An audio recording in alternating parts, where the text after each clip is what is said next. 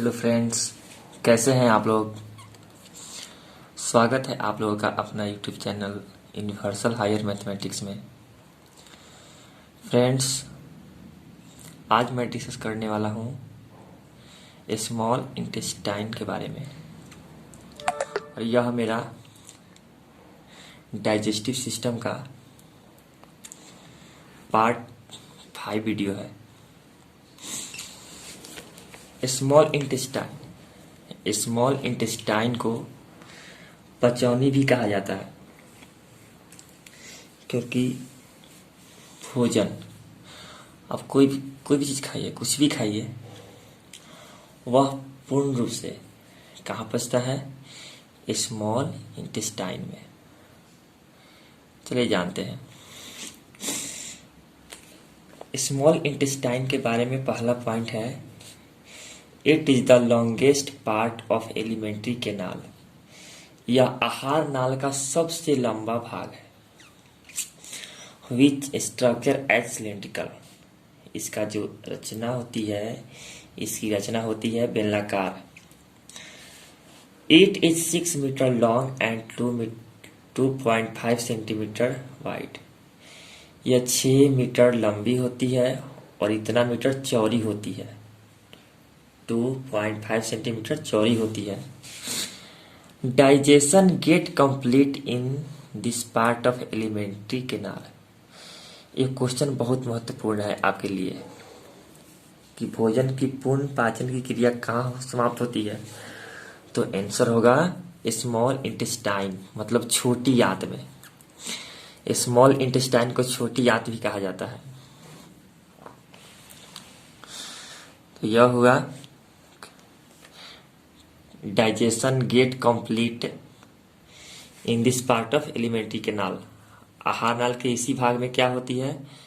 पाचन की क्रिया पूर्ण होती है। अब इसके हम थोड़ा अलग अलग जीवों में अलग अलग लेंथ के बारे में डिस्कस करेंगे।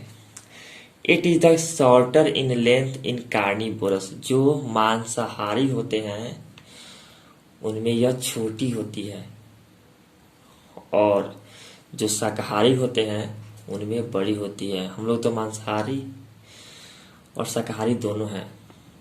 हम लोग में कोई ऐसा लंबाई इंपॉर्टेंट नहीं रखता है। इसके 3 पार्ट हैं।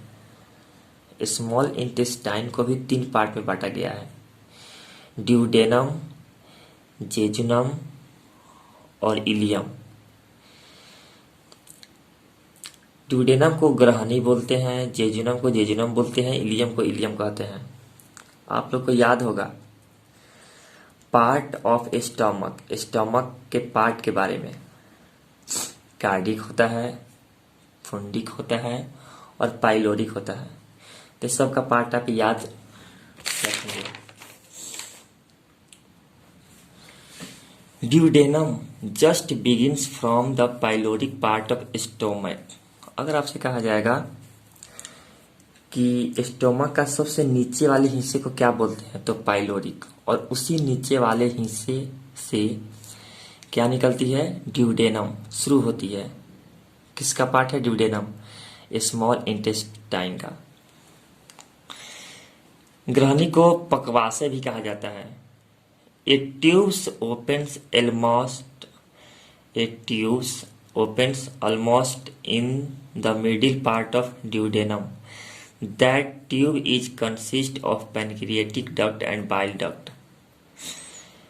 ड्यूडेनम के ठीक बीच में एक नली खुलती है, एक ट्यूब खुलती है, और वह ट्यूब जो है एक कॉमन ट्यूब होता है। किसका? लीवर का और पैनक्रियाज का। लीवर के द्वारा बाइल आता है और पैनक्रियाज के द्वारा पैनक्रियाटिक जूस आते हैं। लीवर भी एक ग्लैंड है, पैनक्रियाज भी एक ग्लैंड है, और यह ग्लैंड क्या देते हैं? डाइजेस्टिव जूस देते हैं, ताकि हमारा भोजन इसमें पच सके। तो ड्यूडेनम में, ग्रहणी में एक ट्यूब खुलता है, जो ट्यूब कॉमन ट्यूब होता है। किसका? लीवर वाले का भी और पैनक्रियाज का भी। और उस ट्यूब के द्वारा डाइजेस्टिव जूस आता है ताकि हमारा भोजन स्मॉल इंटेस्टाइन में पच सके।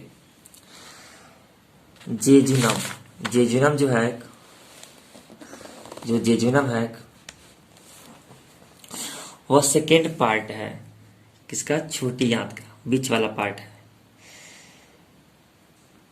Ilium is the posterior part of small intestine. Ileum है छोटी आंत का अंतिम भाग है, इसी भाग में पाचन क्रिया क्या होती है, समाप्त होती है। किसमें, इलियम वाले पार्ट में। अब हम बात करेंगे इलियम की लंबाई के बारे में। Ileum is the almost part small intestine which 30 centimetre long. यह अधिक पार्ट है किसका, स्मॉल इंटेस्टाइन का। A finger like structure present on the inner surface of the wall of the ileum is called villi. एक finger like structure होता है, projection होता है किसके अंदर, स्मॉल इंटेस्टाइन के वॉल के अंदर, मतलब स्मॉल इंटेस्टाइन के अंदर, छोटी आंत के अंदर, जिसे विलाई कहते हैं। और विलाई का काम क्या है, क्यों होता है विलाई। जैसा कि आप लोग जानते हैं कि जब फूड डाइजेस्ट होता है, भोजन पचता है, तो पचने के बाद भोजन से क्या रिलीज होते हैं, न्यूट्रिएंट्स 5 होता है, आपको पता होना चाहिए। Carbohydrate, protein, fat, vitamin, mineral, मतलब खनिज। जैसे ही न्यूट्रिएंट्स उसमें से रिलीज होते हैं, विलाई उन्हें क्या कर लेता है, ऑब्जर्व कर लेता है। और ऑब्जर्व करने के बाद विलाई जुड़ा होता है, कनेक्ट होता है किससे, ब्लड वेजल से, रक्त कोशिका से, रक्त वाहिका से। और वह क्या करता है, ब्लड में सारे न्यूट्रिएंट्स को सेंड कर देता है, भेज देता है। विलाई का एक और काम है, it increase the surface of absorption and connected with blood vessels. यह अवशोषण की सतह को बढ़ाता है। अगर आपसे कहा जाएगा भोजन का अवशोषण किसके द्वारा होता है, तो स्मॉल इंटेस्टाइन या लार्ज इंटेस्टाइन के अंदर एक फिंगर लाइक स्ट्रक्चर होता है, उंगली जैसी रचना होती है जिसे विलाई कहते हैं। और वहीं क्या करती है, मिनरल्स का या विटामिन का या पोषक तत्व का ऑब्जर्वेशन करती है और शोषण करती है। उसके बाद है it absorbs the nutrients from food and sent in the blood vessels. वही बताए हैं आपको कि यह भोजन से पोषक तत्व को क्या करती है, अवशोषित कर लेती है। पोषक तत्व मतलब न्यूट्रिएंट्स को ऑब्जर्व कर लेती है और उसे कहाँ भेज देती है, ब्लड में। The digestion of food is done by the action of bile, pancreatic juice and succus entericus. Small intestine के अंदर, छोटी आंत के अंदर भोजन पचता है। भोजन को पचाने वाले डाइजेस्टिव जूस कौन कौन से हैं, तो पहला है बाइल, उसके बाद पैनक्रिएटिक जूस, उसके बाद सकस इंट्रिकस। अब जो बाइल है वह रिलीज किया जाता है लीवर के द्वारा, पैनक्रिएटिक जूस पैनक्रियाज के द्वारा, और सकस इंट्रिकस, पता है सकस इंट्रिकस एक डाइजेस्टिव जूस है, डाइजेस्टिव ग्लैंड है। और यह रहता कहाँ पे है, स्मॉल इंटेस्टाइन में ही। मतलब कहने का अर्थ है कि स्मॉल इंटेस्टाइन भी अपना जूस रिलीज करती है, छोटी आंत भी अपने से डाइजेस्टिव मतलब पाचक रस क्या करती है, उत्सर्जित करती है, जिसे सकस एंट्रिकस कहा जाता है। वहीं यहाँ पे लिखा गया है the bile is released by liver. Bile liver के द्वारा रिलीज किया जाता है, पैनक्रिएटिक जूस पैनक्रियाज के द्वारा किया जाता है, और सकस एंट्रिकस स्मॉल इंटेस्टाइन के द्वारा किया जाता है। तो दोस्तों इस तरीके से हमने स्मॉल इंटेस्टाइन के बारे में डिस्कस को पूरा किया। अगर मेरा वीडियो अगर अच्छा लगे तो लाइक कीजिए और सब्सक्राइब कीजिए, और इस वीडियो को अपने फ्रेंड के पास शेयर भी कीजिए,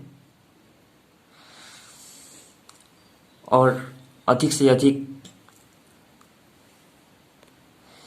शेयर कीजिए, और कमेंट्स में अपना डाउट बता सकते हैं आप, या कैसा लगा वीडियो लिख सकते हैं आप। इससे मुझे मोटिवेशन मिलेगा।